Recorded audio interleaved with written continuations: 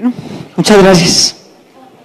Mil gracias a todos por la invitación, al doctor Lloreda, mil gracias por la invitación muy amable, a todos los miembros de esta industria, a mis compañeros de panel, mil gracias. Vamos a terminar viendo más entre nosotros que en la casa, pero bueno, así es la vida de campaña. Yo quisiera decir que confíen que estoy frente a empresarios que saben que toman riesgos, que saben que interpretan los desafíos y demandas en una economía, las oportunidades y las ejecutan.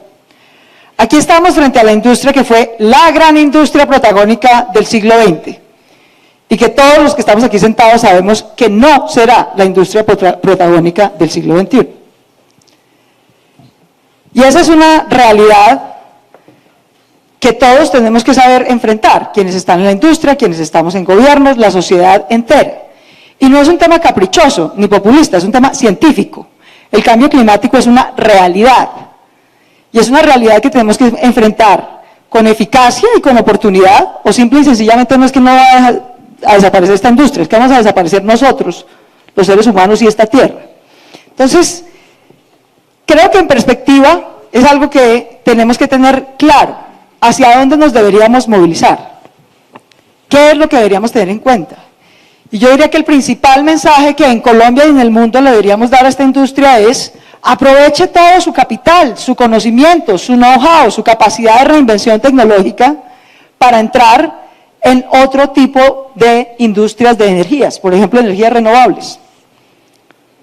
Yo creo que una petrolera que sepa interpretar el mundo en el que vive debería tener ya hoy buena parte de su portafolio en esa dirección. Esa es la dirección en la que debe avanzar el mundo, esa es la dirección sobre las cuales ustedes tienen más capacidad y potencial y posiblemente más acumulación de capital y conocimiento tecnológico para avanzar. Y esa es una señal que la industria recibe del planeta entero y creo que también debería recibir aquí. Segundo, ese tránsito deberíamos tenerlo claro, y es un reclamo de esta industria y de muchas, pero de esta en particular y con razón.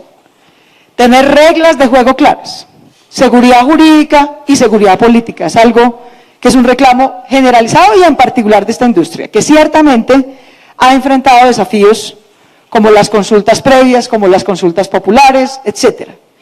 Y en eso yo quisiera decir que ese tipo de riesgos políticos y territoriales que ha enfrentado esta industria, no es solamente por errores de la industria, es sobre todo, y les pido mil excusas, por errores del gobierno, que le ha hecho pagar un enorme costo reputacional y de seguridad jurídica a esta industria. Porque el gobierno nacional se comporta en las regiones de Colombia frente a sus ciudadanos como si fuera un colonizador inglés en Malasia. Vengo por mi riqueza y si eso les genera a ustedes aquí, pobladores, problemas ambientales y sociales de malas. Y esa ha sido básicamente la política del gobierno nacional desde siempre.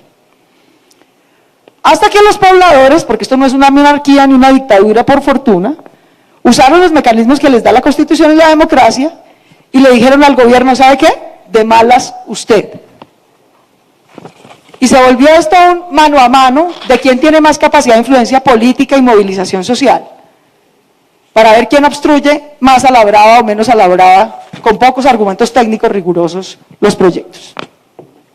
El primer año que yo llegué al Senado, le dije al gobierno, si ustedes no quieren, y yo no creo que las consultas sean el mejor mecanismo para decidir si un proyecto de infraestructura o mineroenergético o de hidrocarburos va o no va, tienen que reglamentar un procedimiento de licenciamiento social y ambiental serio, institucionalizado, con reglas claras, con tiempos claros, con roles claros. Me atrevería a decir que soy la única congresista que ha puesto en blanco y negro qué entiende por licenciamiento social, por licenciamiento ambiental serio y por concertación seria. Lo puse en blanco y negro y lo radiqué en 3 proyectos de ley que concerté con muchas de las caras que veo aquí al frente. ¿Cuál fue la respuesta del gobierno nacional? Hundirlos. Hundirlos. Y esperar a ver si en la incertidumbre de la puja ganaban. Han perdido una tras una todas las batallas y les han hecho pagar a ustedes un costo jurídico, económico y reputacional enorme. Si queremos salir de esos costos, hay que reglamentar esos 3 procedimientos con claridad. Tenemos que encontrar un equilibrio decente, justo, pertinente, con tiempos limitados, que no sea un chantaje ni una puja política, entre democracia local y desarrollo nacional. Y eso es perfectamente posible si hay reglas claras. No es lógico que se haga ordenamiento ambiental ni ordenamiento territorial vía consulta popular. Eso es absolutamente ilógico. Imagínense ustedes nosotros en Bogotá decidiendo si los edificios deben ser de 20 pisos o de 50 por voto popular. Pero lo siguiente que tenemos que hacer, y es la siguiente paso en seguridad jurídica que yo me comprometería a solucionar en el gobierno, es que no podemos seguir como en un país de loquitos, donde hay unas autoridades y unos mecanismos que ordenan el subsuelo y hay otras autoridades y otros mecanismos que ordenan el suelo y los unos y los otros no tienen nada que ver. En algún momento tiene que poderse concertar y ese fue el tercer proyecto que yo radiqué, los invito a conocer, los hundieron en estos años pero los sacaré yo en el gobierno. Y es que tiene que haber, en el plan de ordenamiento territorial tiene que haber un plan de concertación de dónde se hace minería. Y eso debe quedar reflejado en los POTS, que duran 10 años y tienen más estabilidad. Precandidato, luego, en 7 minutos. De acuerdo. Y luego terminar en el licenciamiento social y ambiental, que es decidir cómo, no dónde, sino cómo se hace minería bien hecha, que por supuesto se puede hacer. Solucionar esos tres problemas, más que cualquier otro tema tributario, creo yo, es realmente la pepa de la seguridad jurídica que está buscando esta industria. Gracias. Precandidata Marta Lucía Ramírez. Perdóneme, no, íbamos en orden de alfabético. Entonces tengo al candidato Gustavo Petro. ¿Orden alfabético? ¿Sí? ¿Le toca a usted? ¿Tú lo dices?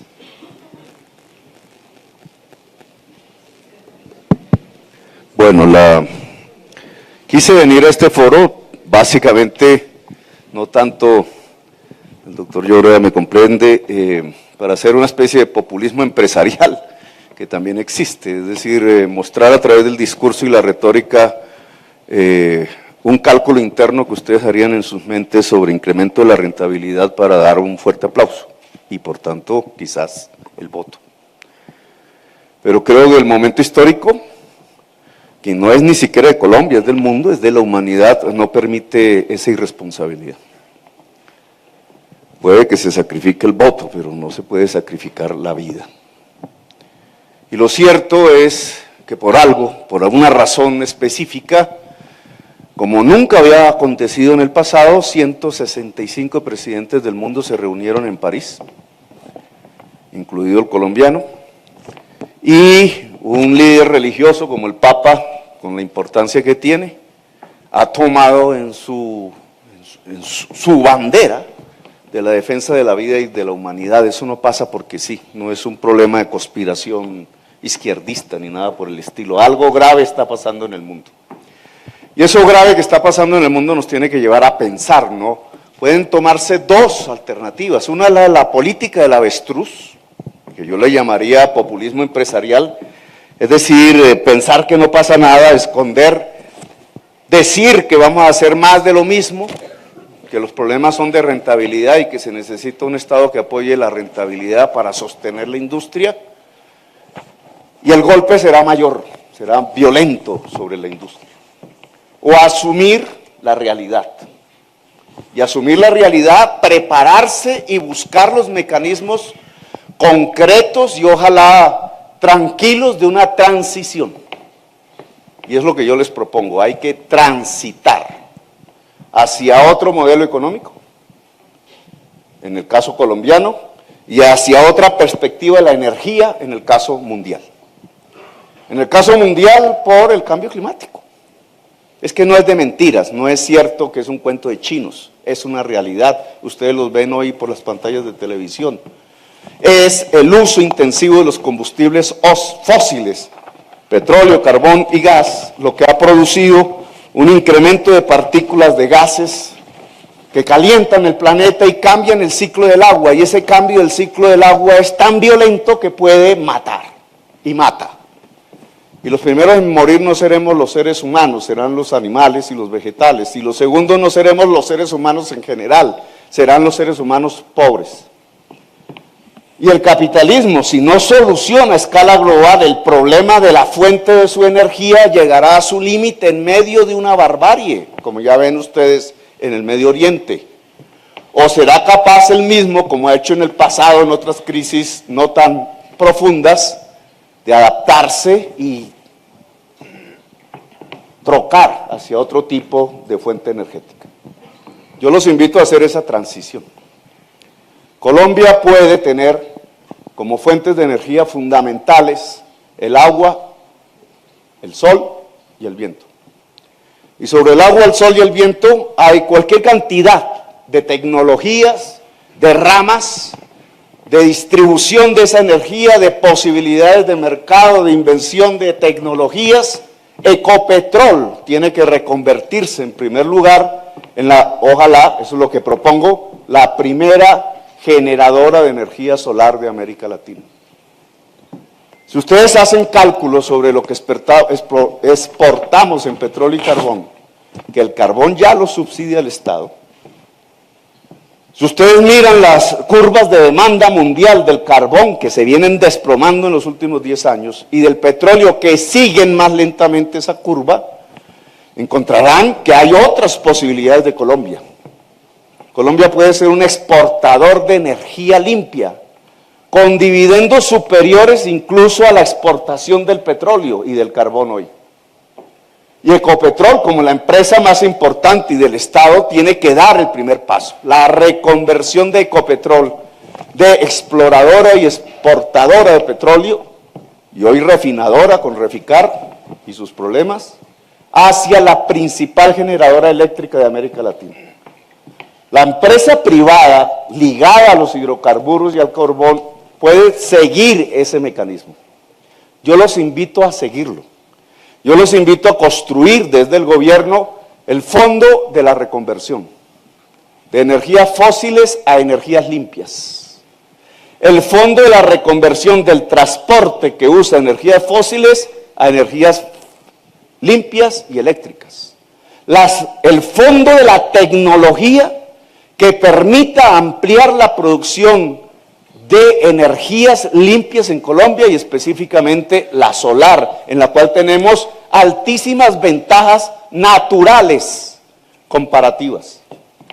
Los invito a que trabajemos conjuntamente la transición de un modelo económico basado hoy en la monoexportación de petróleo y carbón, como la mayoría de los países latinoamericanos hicieron, hacia un modelo económico basado en la producción de alimentos, su industrialización y la industrialización de Colombia, ojalá bajo la perspectiva de cero carbono. Cero carbono se tiene que volver nuestra consigna. Y ustedes son los mayores responsables y por tanto aliados del Estado en ese tránsito a llegar a una economía colombiana y ojalá mundial de cero carbono. Gracias, muy amables. Muchas gracias.